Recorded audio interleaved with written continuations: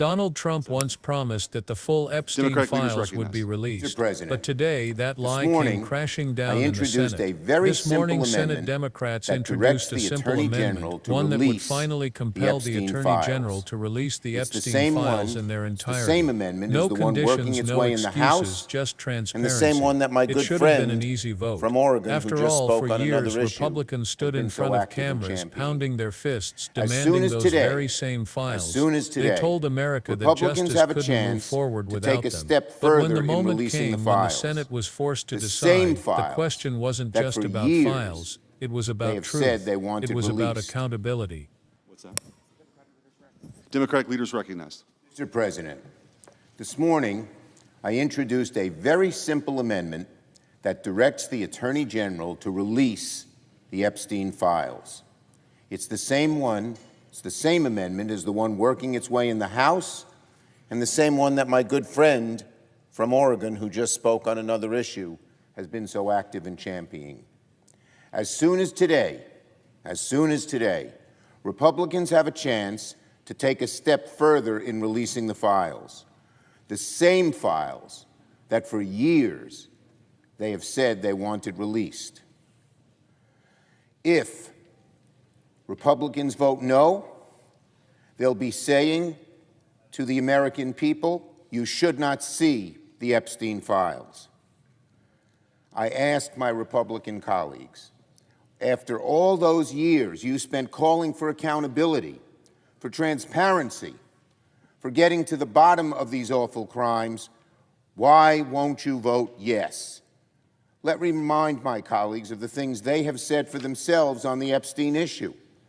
After all, Leader McConnell said, quote, there's no question the accusations against Epstein are horrendous, and I think it's good news that they're being pursued further. That's what McConnell said. Whatever happened to that? The current majority leader, Senator Thune, said less than 2 months ago, yes, he said, we're all interested in making sure that justice is served and there is full disclosure and transparency. And what about Senator Blackburn, who said it's imperative we figure out who was involved with Jeffrey Epstein? That's the only way we're going to break apart this $150 billion a year human trafficking, sex trafficking ring. Or Senator Johnson, who said, the alleged victims are entitled to know what happened. The American people are entitled to know what happened. Well, I could not agree more with all of them. To my Republican colleagues, I say, to every senator, I say, this is your chance now.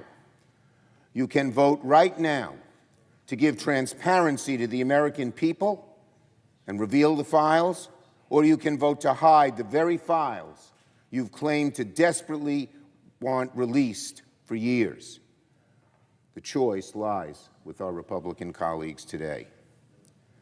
If Republicans vote no, they'll be saying the American people should not see the Epstein files.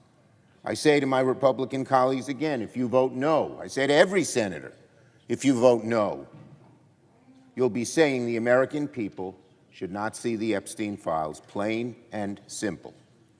The American people deserve transparency. The American people are sick of Donald Trump's endless string of pathological lies and cover-ups when it comes to the Epstein files. Trump lied when he promised he'd release the Epstein files. Trump lied when he said the FBI never told him if his name was mentioned in the files. Trump lied when he said he never wrote that gross, salacious letter to Epstein on his 50th birthday. And he lied last week when he called the whole thing nothing but a Democratic hoax. It's not a hoax, it's real, and Americans want to get to the bottom of it. Americans want transparency. From Trump, we're hearing one brazen lie after the other. From Trump, we're hearing a massive cover-up. Americans are wondering, what the heck is Donald Trump hiding? Well, we can take back that veil. We can release those files, take a big step to releasing those files by voting yes on my amendment. It's clear Donald Trump can't be trusted to tell the truth to the American people, so it should be up to the Senate to do so. The Senate must force the issue.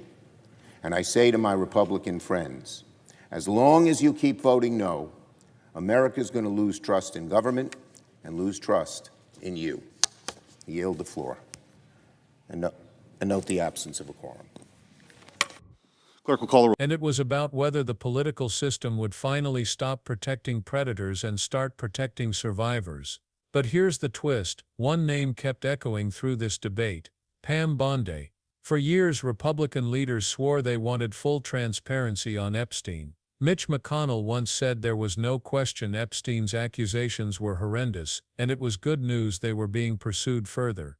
John Thune, now Majority Leader, said just 2 months ago, "We're all interested in making sure there is full disclosure." Marsha Blackburn insisted we needed to figure out who was involved, because that was the only way to crack open a $150 billion trafficking network. Senator Ron Johnson went further, declaring the victims and the American people were entitled to know. Strong words, righteous words. But when the spotlight turned their way, when the vote to actually make it happen landed on their desks, hesitation filled the chamber.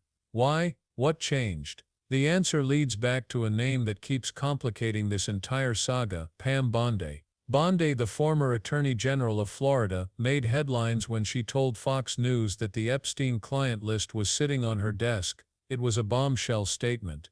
The country leaned in, expecting a wave of revelations. But when she finally delivered, what she handed over was little more than a stack of already public documents, nothing new, nothing explosive. And the so-called list never materialized. The backlash was swift. Critics accused her of staging political theater. Supporters defended her, saying at least she was shining light on the case. But then came whispers of something bigger. According to a whistleblower, Bondi had pressured the FBI to speed up its review and produce additional Epstein files. If true, this wasn't just a PR stunt. It was a direct attempt to meddle with one of the most sensitive investigations in recent history. So the question lingers: why promise files that weren't delivered? Why tell the public the evidence was on your desk, only to provide scraps? And more importantly, what was Bondi really trying to hide? To understand the weight of this, you need to grasp the mystery of the Epstein files themselves. We already know pieces of the story. Epstein was a convicted offender.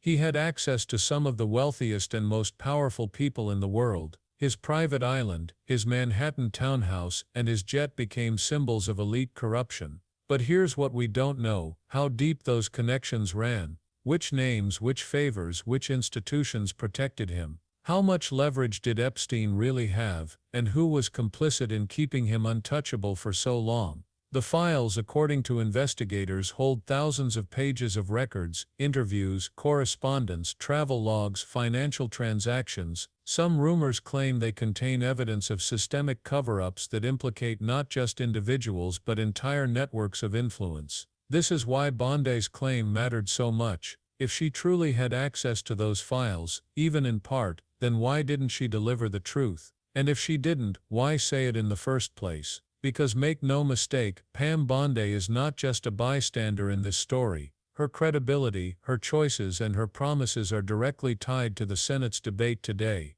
When Schumer stood on the Senate floor demanding action, the shadow of Bondi's earlier statements loomed large. She had already raised expectations. She had already told Americans that answers were within reach. And yet when the chance came to pull back the curtain, the picture grew murkier instead of clearer. This is why her name keeps resurfacing. Not because she alone controls the truth, but because she symbolizes the larger problem: leaders who claim to fight for transparency but in practice deliver smoke and mirrors. And that's exactly what Schumer challenged his colleagues with. Enough with the rhetoric, enough with the promises. Now it was time to vote. But the fight isn't just about files sitting in a vault. It's about a system that allowed Epstein to thrive in the first place. Remember, Epstein is gone, but the trafficking networks that move billions each year, the culture of secrecy that shields the powerful, and the institutions that look the other way, they're still here. Pam Bondi once argued that releasing documents could help expose trafficking networks and reveal how they operate.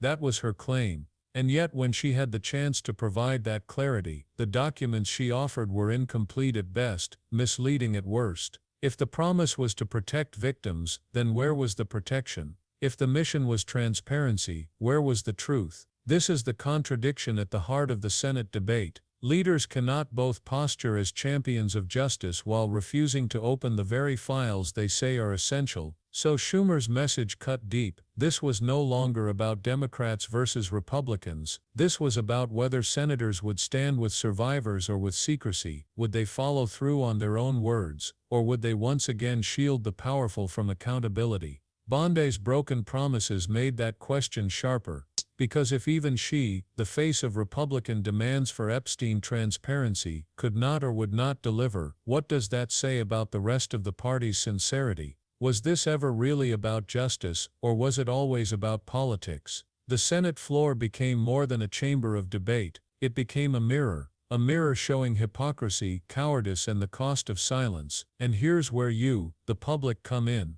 Because the truth is, politicians only act when they feel pressure. For years they counted on outrage to fade, on the public to lose interest. That's why survivors' demands were brushed aside, why promises were made and broken, why names like Bondi's could dominate headlines without ever delivering substance. But today's amendment changes that. It forces a line in the sand. Do you vote for truth, or do you vote for secrecy? Do you side with survivors or with a system built to protect predators? The files are more than documents, they're a test of whether America is ready to confront its ugliest truths. A test of whether leaders will finally put victims ahead of elites, and a test of whether the public will stay silent or demand accountability. Pam Bondi's name will be remembered in this saga, not just for what she promised, but for what she failed to deliver. And today, as the Senate faces the same question, her legacy hangs in the balance. The truth is simple: the Epstein files are not going away. They will resurface, again and again, until someone has the courage to release them. And when that happens, it won't just be Epstein's story. It will be a story about the people who hid the truth, the institutions that looked away, and the politicians who chose silence over justice. So the choice is clear: stand with the truth, or stand with secrecy, stand with survivors or stand with the system that betrayed them. And if you believe the truth matters, if you believe survivors deserve answers, if you believe America can only heal through transparency, then don't look away. Keep watching, keep demanding, keep asking questions, because the moment the files are released will be the moment America decides whether it still has the courage to face itself. And that's why we'll be here, digging deeper, bringing you the facts, and holding leaders accountable. So if you want to stay on top of this fight, hit subscribe, turn on notifications, and share this video. The Epstein files are more than headlines. They are the key to understanding power, secrecy, and whether America still has the will to tell the truth.